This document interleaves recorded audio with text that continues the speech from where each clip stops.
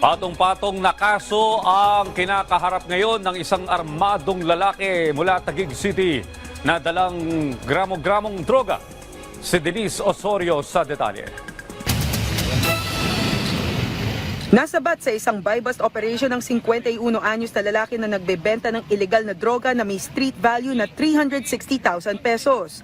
Ayon sa Taguig City Police Substation 2 at ang kanilang Drug Enforcement Unit, 53 gramong nakuha sa sospek at may stun grenade pa. Nakumpiska rin sa kanya ang 15,000 peso budol money, isang kalibre 45 na baril at 6 na bala. Dagdag pa ng otoridad, di umanong isang alleged gun for hire ang naturang alias Mando at kasalukuyang walang trabaho. Naharap sa paglabag ng carrying of firearms outside of residence or place of business ng Omnibus Election Code Section 261 sa Comprehensive Dangerous Drugs Act of 2002 at sa Comprehensive Firearms and Ammunition Regulation Act. Denise Osorio para sa Pambansang TV sa Bagong Pilipinas.